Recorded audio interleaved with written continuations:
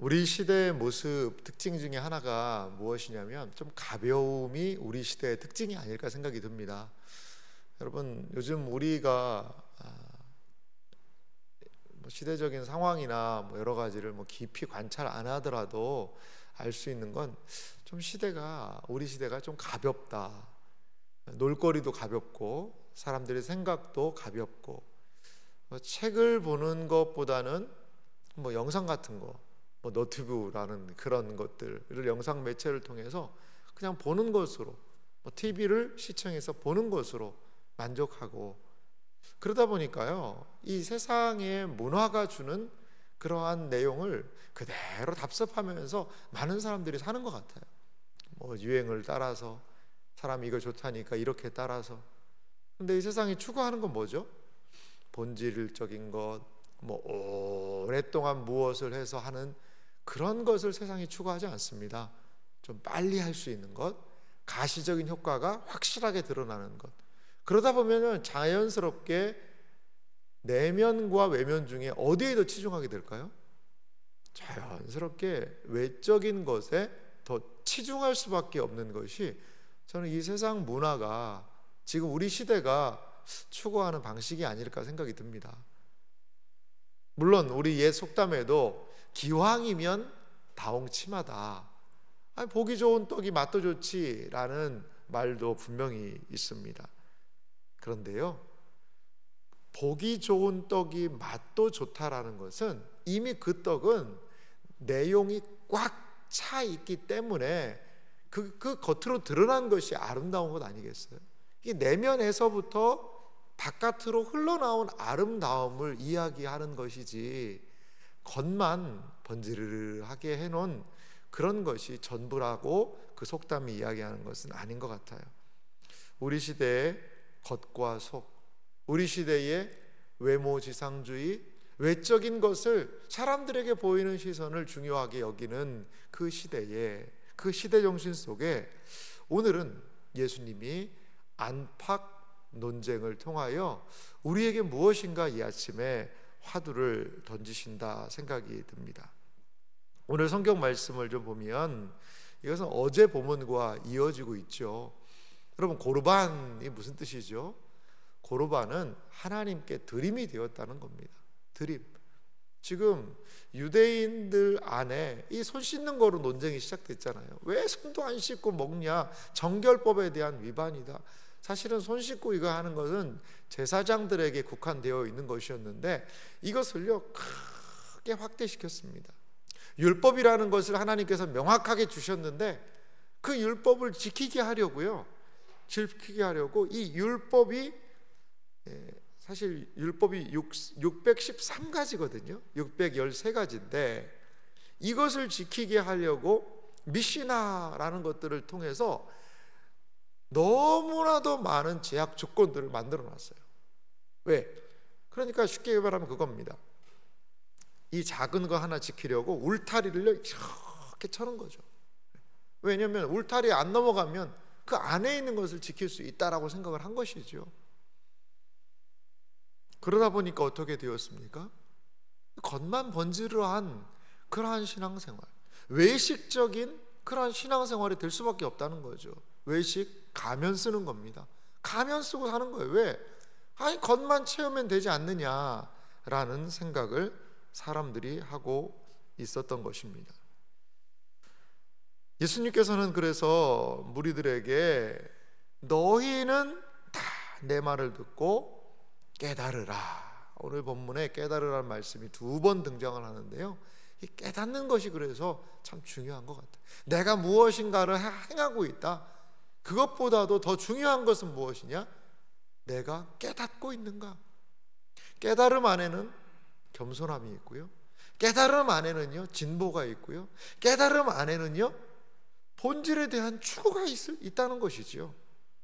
자, 예수님의 말씀을 깨닫기 위해 우리도 한번 따라가 봅시다. 15절입니다. 무엇이든지 밖에서 사람에게로 들어가는 것은 능히 사람을 더럽게 하지 못한다.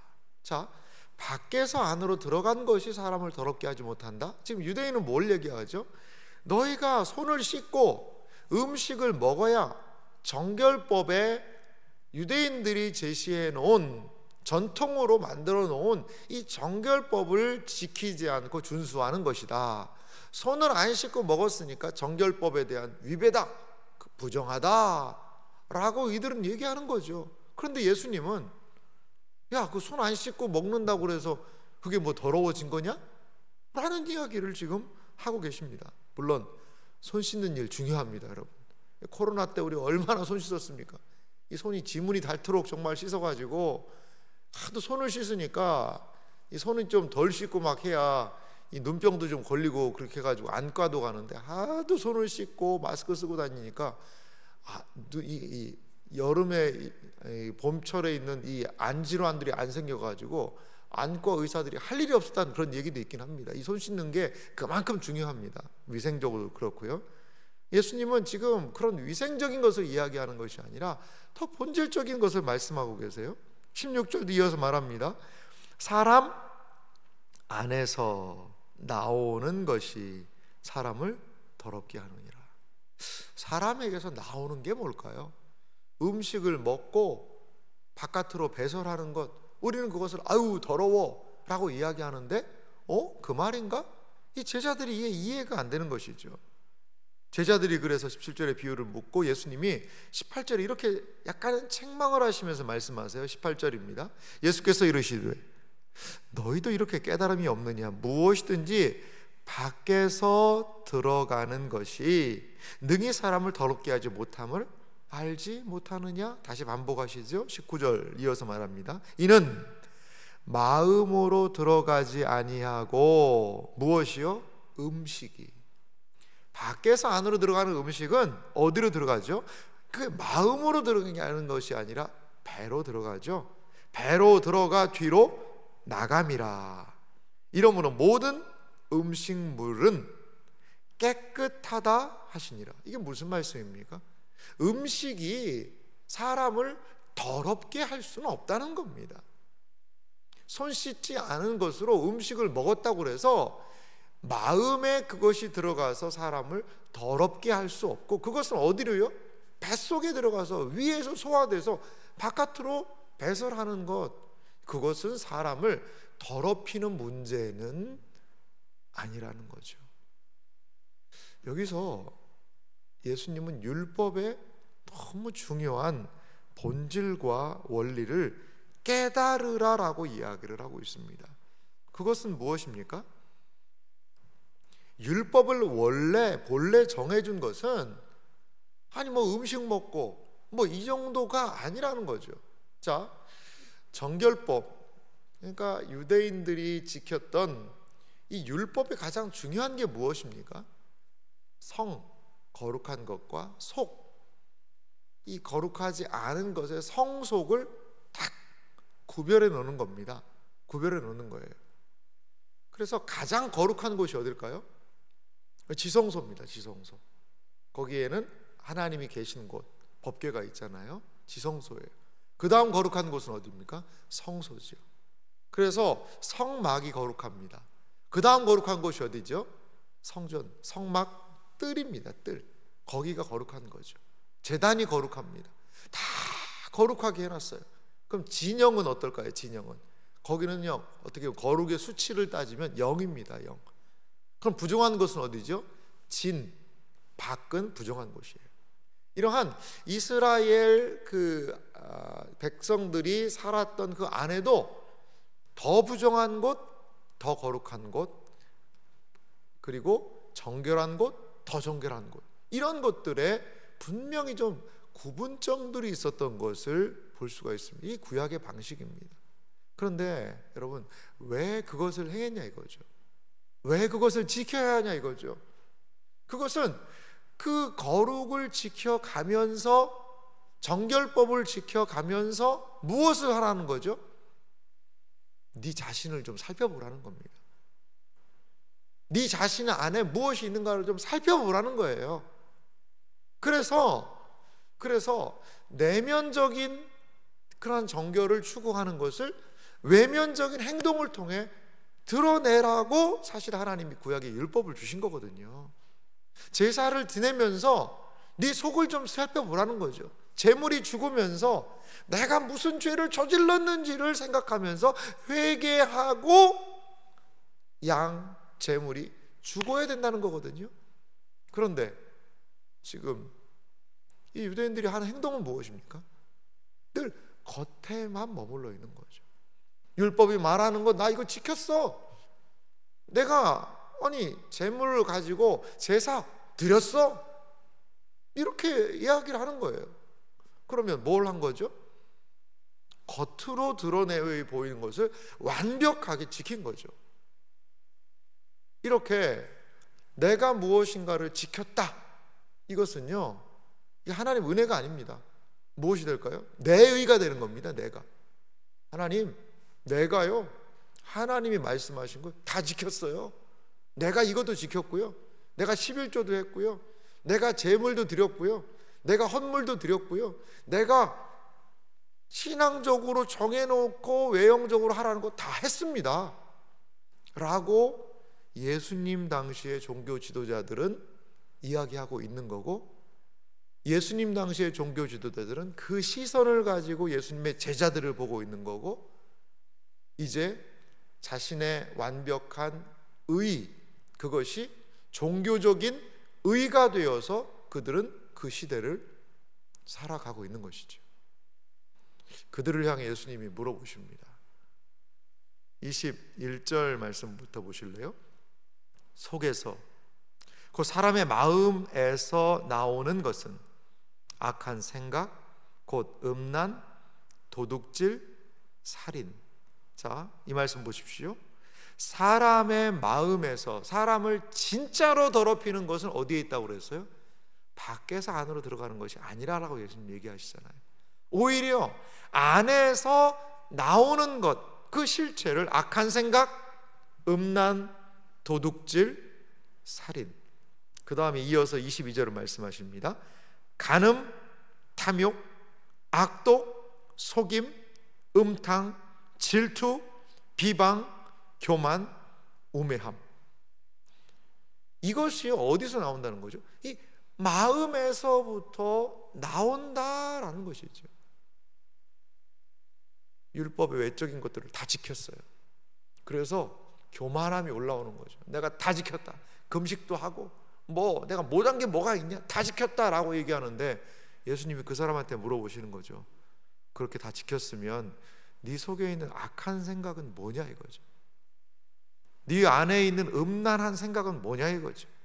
네 안에 있는 교만함은 뭐냐 이거죠. 네 안에 있는 질투는 뭐냐 이거죠. 여러분, 지금 당시 유대인들은 어떻습니까? 안에는 온갖 더러운 것들이 가득 차 있지만 겉으로는 완벽한 신앙의 모든 것들을 다 지켰다라는 자기 외식을 일삼고 있는 거죠. 그래서 예수님은 이들에게 무엇을 얘기하시죠? 회칠한 무덤이다라고 얘기하는 거죠.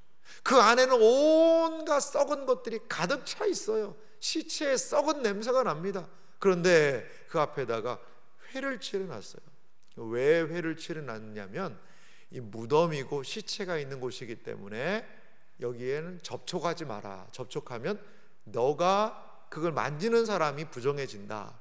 그래서 회를 발라서 표시를 해놓은 거라고 이야기해요. 그런데 그렇게 딱 칠해놓으면 깨끗하지 않습니까? 마치 회칠한 무덤과도 같은 것이 그 당시 종교 지도자들의 모습이라고 예수님은 질타하고 계신 것이죠.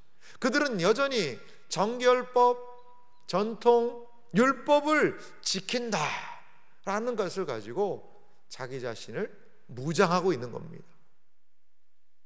어떤 분이 글을 썼는데요, 참 재밌는 이야기를 하더라고요. 갑각류 그리스도인이다, 이런 얘기들. 갑각류. 여러분, 갑각류가 어떤 뭐죠? 갑각류가 이 겉껍질이요 딱딱한, 그게 바로 갑각류입니다. 뼈가 어디에 있어요? 겉에 있는 거죠. 살은요 그 속에 있어요. 속에. 우리가 좋아하는 게 같은 거 있잖아요. 게, 새우, 이런 게 다 해산물 중에 갑각류인데, 그리스도인들이 꼭 그렇다는 거죠. 이것도 해, 이것도 해. 온통 교회에서 사람들이 인정하는 것으로 그냥 단단한 껍질을 만들어서 와 대단하네, 우와 대단하네. 그런데 뭐예요? 작은 말 한마디에 와르르 무너지는 거예요. 사람. 그 사람 그렇게 안 봤는데 왜 그래요? 겉은 치장을 해서 무엇인가 있어 보이는데 속은 아무것도 없어요. 속에는 그 자기의 이 교만함을 하나 퇴치를 못하는 거죠. 퇴치를. 그러니까 말 한마디에 무너지고 시련 하나에 무너지고 그럴 수밖에 없는 거죠. 왜? 겉은 단단해 보여요. 그런데 속은요 아무것도 없어요. 속은 너무나도 물렁물렁해서 작은 상처가 들어와도 그 모든 것들이 그냥 확 넘어지고 마는 갑각류 그리스도인이 이 시대의 모습이 아닌가. 저는 상당히 그 말씀에 동의가 되더라고요. 사랑하는 성도 여러분, 신앙은 겉을 딱딱하게 하는 갑각류 그리스도인적 신앙생활이 아니라 본질로 가야 됩니다. 신앙은요, 예수님이 하나님이 주신 말씀은요, 단순하게 우리의 겉에다가 뭐 하나 더 탁 장착을 해서 뭐 북한 이런 방송 같은 거 보면 여기에 막 훈장을 막 이렇게 많이 단 그런 사람들이 가끔 등장하지 않습니까? 그리고 막 거기는 이런 걸 뭐 많이 달더라고요. 그래요. 그러한 신앙적인 훈장 하나 더 달았다는 것을 그냥 막 지켜 세우면서 하는 그게 신앙생활 아니고요. 신앙의 본질로 들어가야죠. 무엇을 다룰 수 있는? 안에 있는 예수님이 말씀하신 네 속에 이런 것 있지 않니? 악한 생각을 다룰 수 있어야 되는 거거든요. 그냥 신앙적인 의무를 채워가는 것으로 내 가죽을 딱딱하게 하는 것이 아니라 악한 생각 하나를 기도로서 다루는 거예요.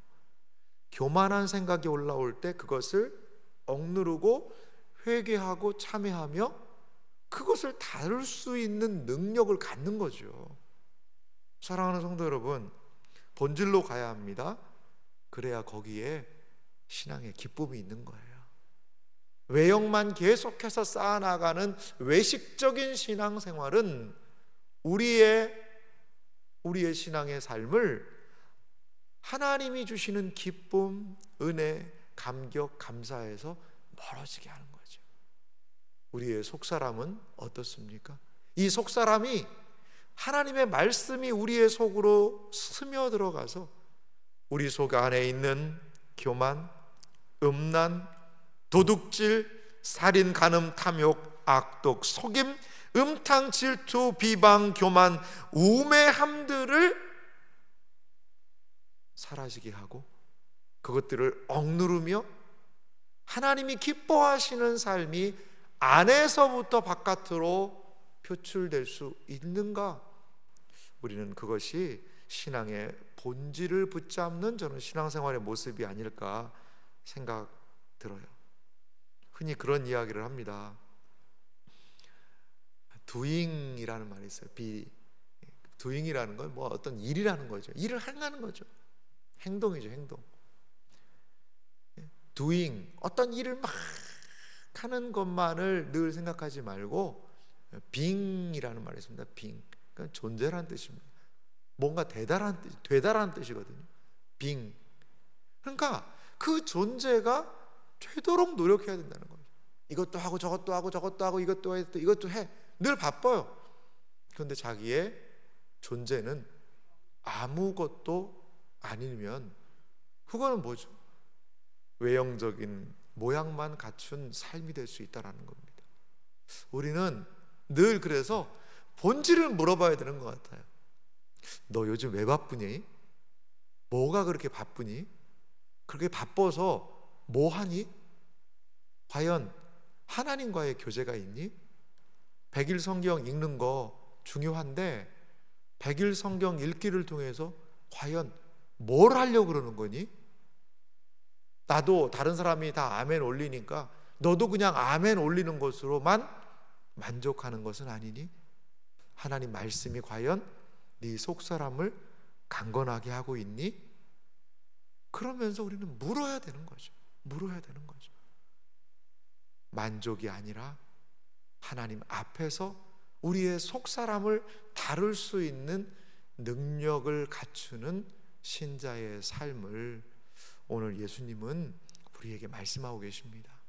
사랑하는 성도 여러분, 진리와 함께 기뻐할 수 있는 우리가 됐으면 좋겠어요.